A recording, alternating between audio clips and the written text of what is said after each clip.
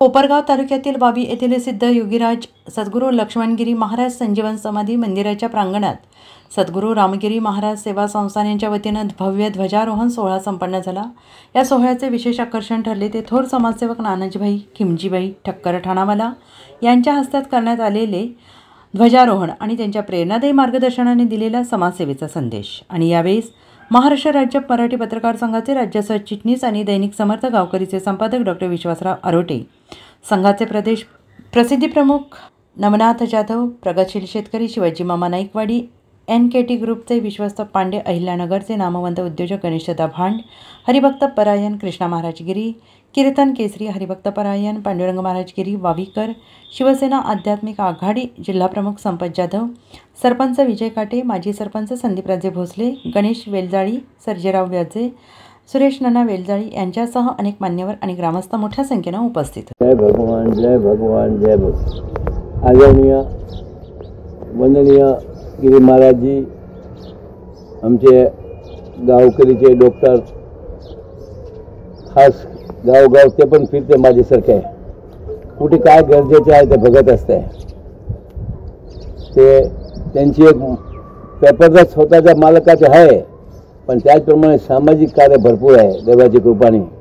कारण दर महिन्याला काही ना काही कार्यक्रम ठेवत असते आणि मला ते आवर्जून बोलवत असते।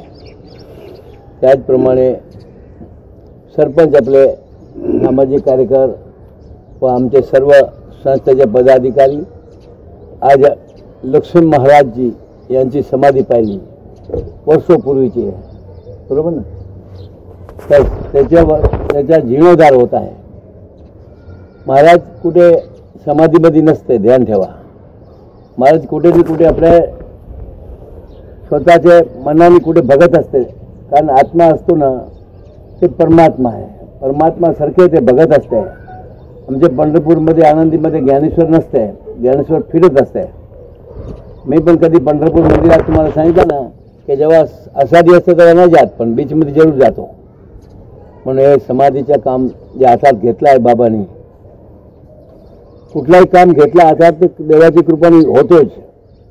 आजपर्यंत भारतात किती मंदिर झाले मला पण माहीत नाही आहे, आणि ह्याच्या पण जीर्णोद्धाराची इच्छा बाबांनी केलं आहे। निस्वार्थाने काम केला तर काही शक्य नाही। माणसाला दाखवायचे, याच्या मागायचे पण नाही काय, आणि बाबा मागत पण नाही, कारण की कीर्तनाचे पण पैसे घेत नाही, म्हणून चांगली गोष्ट आहे। नाही तर आमच्या तुकाराम महाराजांनी चांगलं सांगितलं, देती घेते नरकात जाते। कीर्तन करणारे पैसे मागते आता ॲडव्हान्स, नंतर आम्ही येतो तुमच्या गावात। काही तर कीर्तनच करत नाही, विनोद करत असते। कीर्तन विनोदसाठी नाही आहे, कीर्तन रडण्यासाठी आहे। ते आमचे 65 वर्ष झाले, आम्ही काय केला आमच्यासाठी? आमचा प्रपंच केला, आमची गाडी घेतली, आमचे स्कूटर घेतला, आमचा घर बनवला, पण स्वतः घेऊन जाण्यासाठी काय केला? आपल्या बरोबर काय येणार आहे? कर्म येणार आहे। हे कर्म आहे, त्यामध्ये जे पण तनाने मनाने धनाने सहयोग दिला, सगळे धन द्यायला पाहिजे असं पण नाही आहे। कोणी मन दिला पाहिजे, कोण तन दिला पाहिजे, कोण धन दिला पाहिजे। सर्वांनी सहयोगाने काही शक्य नाही कुठली गोष्ट भारतात। मी तुम्हाला सांगेन, देणाऱ्याचा पण तोटा नाही, घेणाऱ्याचा तोटा आहे भारतात। देणारे भरपूर आहे। आज पण आम्हाला सांगते आता एक माणूस 15 दिवसापूर्वी आला, 7 लाखाची बॅग आणली, पायाकडे ठेवली। 7 लाख, विचार करा, रोख पैसे। मोठा ऑफिसर होता, पण त्याचे नाव सांगत नाही तुम्हाला। 7 लाखाची बॅग। मैं बोला क्या करने का बेटा? मेरा बाबा नहीं बोला मंदिरात कळस लावायचा। त्याला कळस होणार आहे, पैसे माझ्याकडे 32 लाख पडले आता, नाही पण तरी तुम्हाला द्यायचं आहे, तुमच्याच मंदिरात द्यायचं आहे, मला दुसऱ्या मंदिरात नाही द्यायला। मी त्याला सांगितलं भरपूर मंदिराचं काम आहे तिथे द्या, नाही बोलत तुम्हाला इथे द्यायचं। विचार करा, न मागता 7 लाखाची बॅग हे कलयुगमध्ये देणारे लोक पण आहे समाजात। ते बोला नाही बाबा मी सुखी झाला आहे म्हणून मला हे मंदिरात द्यायचं। मी मंदिर पाहून एवढा खुश झालो, मला हे मंदिर कुठे महाराजा दिसला नहीं है ना बाबा गिरी महाराज, खरा है ना। मैं बोला मग तुम्हारा देने का ना, तो हमारे महाराज को जाके देखे आओ, मैं तो किसका पैसा हाथ में लेता नहीं हूँ। फिर वो हमारे महाराज विष्णु महाराज करके है, बहुत अच्छे लड़के हैं, छोटे हैं, मेरे पास इतने थे, अभी तो उसको महंत बनाया है हमने, बनाया भगवान ने, मगर निमित्त में बन गया। तो उनको पास जाके मैं देखे आओ और तुम्हारी मिसेज से भी लेके जाओ, फिर दोनों काम हो जाएगा, मंदिर का भी हो जाएगा और आशीर्वाद भी मिल जाएगा। वो फिर अपना बेड उठा के गाड़ी में रखा, वो लेके गया और उधर मंदिर में जाके दिया। तो सांगायच्या उद्या असे पैसे देणारे भरपूर आहे. मी तुम्हाला सांगितलं 700 कोटीच्या मंदिर आम्ही मायापुरीला भूमिपूजन केला. 600 कोटी रुपये तेच दिवशी आले. चलो बस हो गया, अभी बंद करो. 2 घंटे से 600 करोड़ आ गया. अभी ये मंदिर अभी नहीं बनने वाला, 10 वर्ष के बाद बनने वाला है.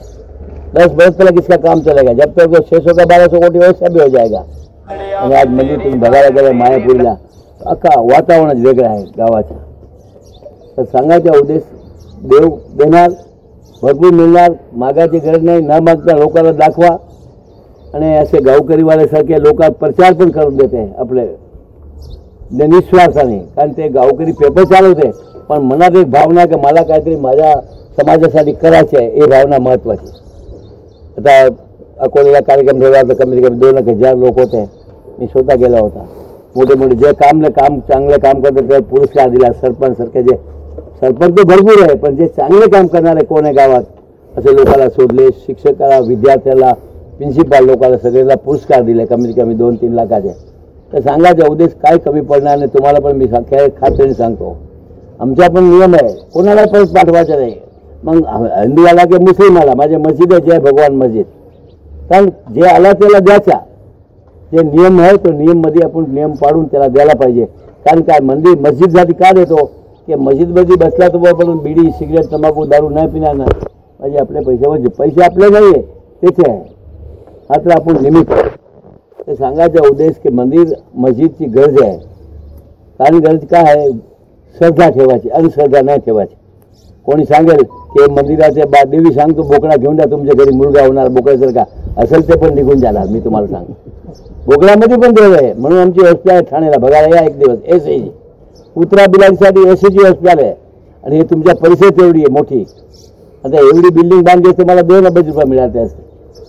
तो पण ठाण्यामध्ये आहे, पण मी काढणार नाही ते हॉस्पिटल. बिल्डिंग नाही बनवणार, ते कुत्रा बिलांसाठी ठेवणार. कारण त्याच्या नावाने मिळाली असेल जमीन आपल्याला ते जमान्यामध्ये, आणि आता वापरतो. आता हे आनंदीच्या मंदिर झाला ते जमीन आईच्या नावाने ते जे जमान्याची होती, आणि आता त्याच्यामध्ये ज्ञानेश्वरी झाली. हे सांगायचं उद्या देणाऱ्याचा तोटा नाही, घेणाऱ्याचा तोटा आहे. पण मात्र एक ध्यान ठेवा, आता कर्जूक आलेला आहे, महिलेला दुःख होऊ नका, क्योंकि मातृदेव भाव आहे. घर मंदिर सरकारने घराची स्त्री लक्ष्मी त्याला असं ठेवा. आई वडील देवापासून बघा 95 वर्षाची आई आपलं भेटली, हिला नाश्ता द्या ना. हो देना, मुझे कोई बात नहीं, हमारे घर की बात है कि मंदिर भी अपना ही घर का है. तर 95 वर्षाची माऊली बघा कशी बसली एकदम ठळार. मी तो बोलतो 110 ते वरती जाणार. काल परवा पण एक घरी गेलो, 105 वर्षाची माऊली. मी तेव्हा पाहून बोला की चला ज्ञानेश्वरकडे जायचं. इथे बघा नाही ज्ञानेश्वर बसलाय. म्हणजे ज्ञानेश्वर कुठे मंदिरात नसते, परमात्मा कुठे मंदिरात नसतो. परमात्मा सगळीकडे नाटक बघत हो. गावकरीवाले काय करते, गिरी महाराज काय करते, डॉक्टर स्वतः ते काय करते सर्व बघत असते. हमसे पांडे जी आते हैं, कितना वर्षों से मेरे साथ घूमते, कुछ स्वार्थ नहीं है, मगर बोलते आनंद मिलता है. और आनंद में भगवान है. रोज हमारे कार्यक्रम 2-3 होते हैं बड़े बड़े, तो हम तो सब में भगवान देखता हूँ. और हमें को जो मिलते हैं हमारे भगवान है. भगवान का मंदिर में है. तो खास ध्यान ठेवा. एक मी विचारून घेतला, शाळेचं काम लय चांगलं आहे तुमच्याकडे. शाळा जेवढी होईल तेवढा फायदा आहे. शिक्षण जेवढा होईल तेवढी तुमची सद्धरता येणार, गावाची पण येणार आणि आमचे महाराष्ट्राचे पण येणार आणि भारताचे पण. आज पण आमच्या महाराष्ट्रामध्ये मुरबाड तालुका आहे, तिथे शिक्षक नाही आहे, शाळा आहे. काय मतलब आहे मला सांगा भाऊ. जिल्हा परिषद आमची एवढी मोठी आहे की बोलू नका ठाण्यामध्ये. पण काल म्हणून टीव्हीमध्ये इंटरव्ह्यू दिला आम्ही. ते काय आहे, शिक्षणाशिवाय चालणार नाही, शिक्षणाशिवाय आम्ही सध्या होऊ शकत नाही. आणि तिथे शाळेमध्ये शिक्षण सरपंचाची पण गावाची जबाबदारी आहे. क्यों शिक्षक नाही नेमते तुम लोग. आता 1-1.5 महिना तर गेला, असं 2-3 महिने निघून गेला, मग काय शिकणार आमचे मुले. आणि शिक्षण महत्वाचे, त्याचप्रमाणे दवाखाने महत्वाचे. महाराष्ट्राचे सर्वमान्य दैनिक समर्थ गावकरी, अहमदनगर, पुणे, नाशिक, जळगाव, धुळे, नंदुरबार, सोलापूर, कोल्हापूर, सांगली, सातारा, मुंबई, ठाणे, पालघर, रत्नागिरी, रायगड, सिंधुदुर्ग, नांदेड, उस्मानाबाद, बीड, औरंगाबाद, नागपूर, गडचिरोली, भंडारा, गोंदिया, अकोला, यवतमाळ, बुलढाणा येथून एकाच वेळी प्रसिद्ध होणारे एकमेव दैनिक, सर्वसामान्य जनतेचे खुले व्यासपीठ. संपादक आहेत विश्वासराव आरोटे. मोबाईल नंबर आहे 94 23 38 85 08. दुसरा मोबाईल नंबर 9423 46 72 72.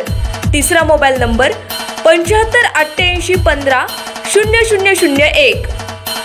वेबसाईट आहे sgavkari.com. मेल आय डी आहे aklgavkari@gmail.com.